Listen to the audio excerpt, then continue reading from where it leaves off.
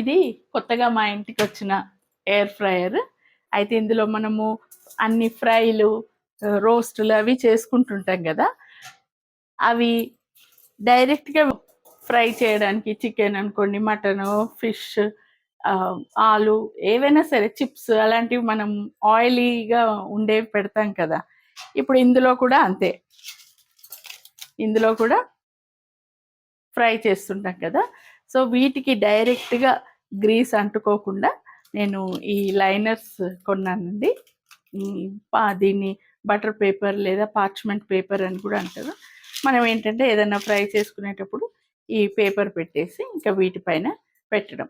మనకి ఎలాగో ఇది క్లీన్ చేసుకోవాల్సిందే, కానీ ఏంటంటే డైరెక్ట్గా మనకి ఆయిల్ అంటకుండా ఉండడానికి ఇది కొన్నాను.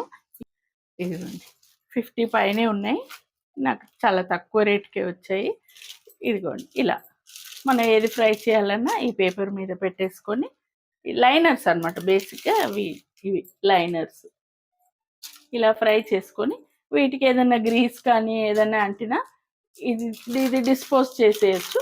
ఇవి క్లీన్ చేయాలనుకోండి, కానీ మరీ అంతగా ఆయిల్ అంటకుండా ఉండడానికి ఈ లైనర్స్ అనమాట. ఇవి నేను ఆన్లైన్లో తీసుకున్నాను.